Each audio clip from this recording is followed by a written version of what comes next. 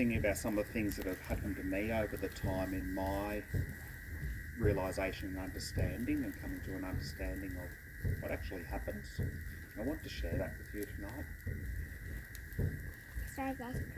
The good thing is my understanding of it won't actually be in any conflict with anyone else's understanding of it, and you'll come to see why in a moment. Okay? But listen to these words with an open mind and with an open heart. So, what happens after we die?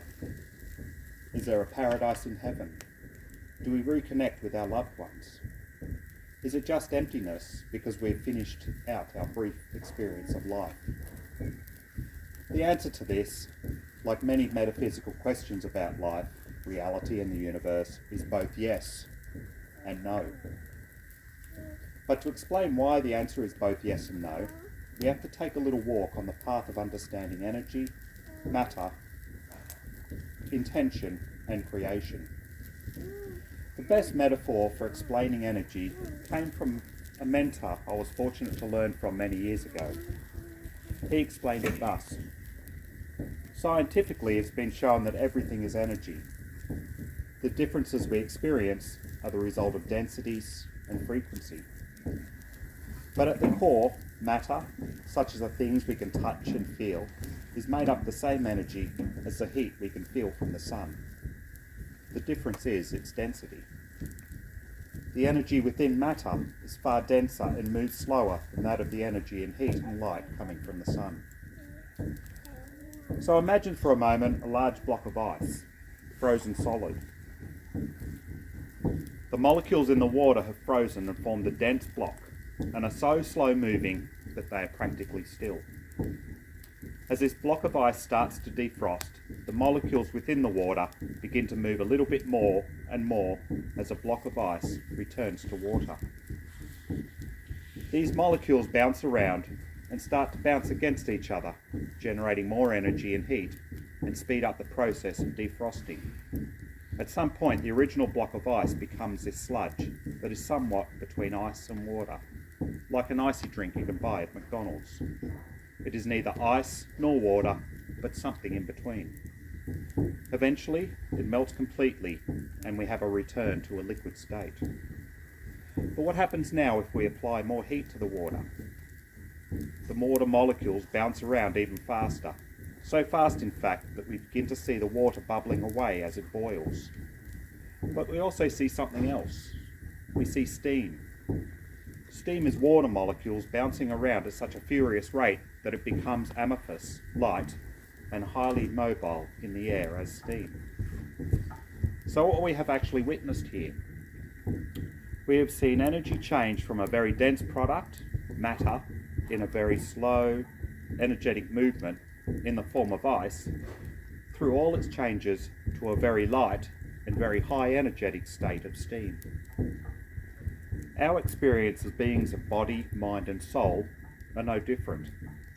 Consider it this way. Our bodies are a very dense matter, very much like the frozen block of ice.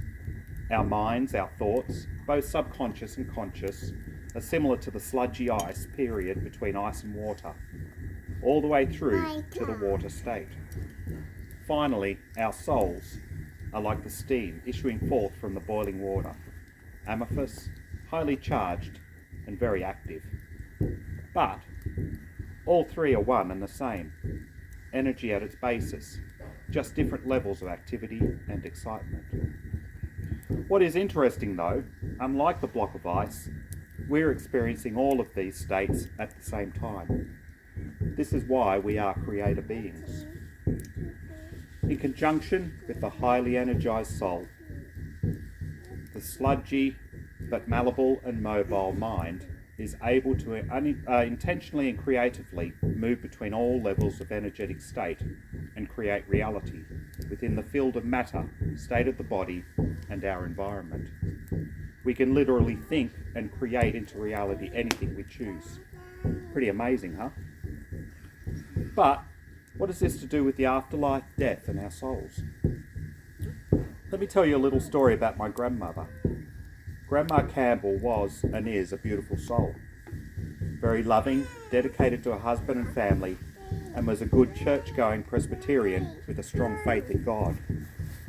Needless to say, Grandma and I frequently had pretty intense conversations and discussions about the nature of the soul, reincarnation, and the concept of God and Creator. I'm pretty sure she used up a lot of her time in prayer to God, praying for my soul.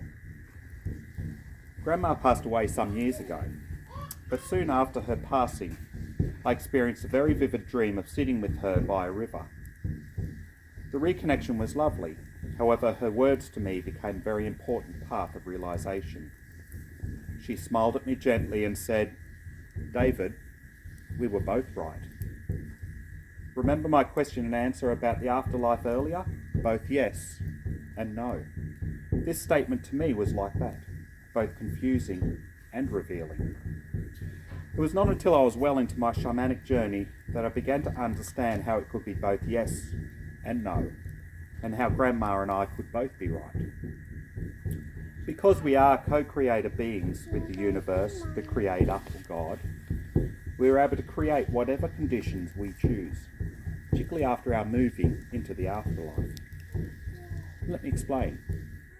If a person lived their life expecting to return to Jesus and the angels after death, then that is what they create in their experience of passing. Just as we can visualize and create any physical thing into reality here, our minds and thoughts create what we expect to see in our passing. For me, I'll be expecting to walk with my ancestors on the blue road when I pass, because that is what I am manifesting in my thoughts, feelings, and expectations.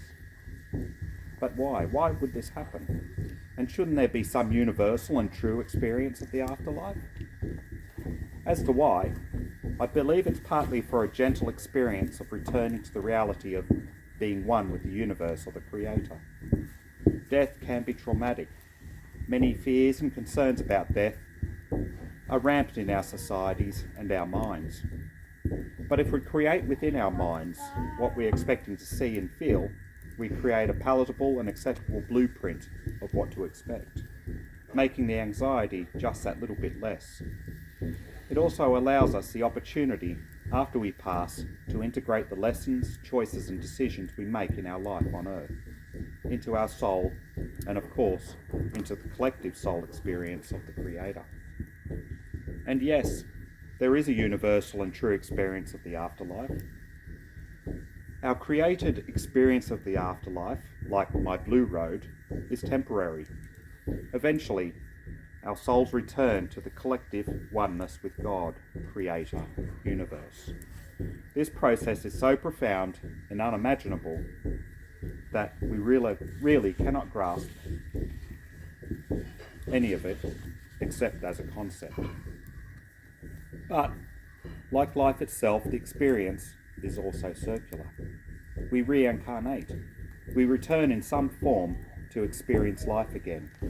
Whether here or on another plane or planet, we continue the process of experiencing as part of the Creator. We are literally born again. But consider this. When a new life comes into the world, we celebrate. It's usually a joyous experience. However, like our soul movement to the afterlife at death, the soul movement at birth can be equally traumatizing. It is metaphorically a death of oneness with the Creator into a perceived separation from the Creator to experience this thing we call life.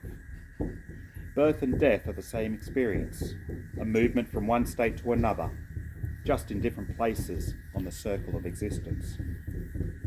If we think of it in this way, we should really be celebrating and honouring and be joyous for both experiences at both ends of life. Aho.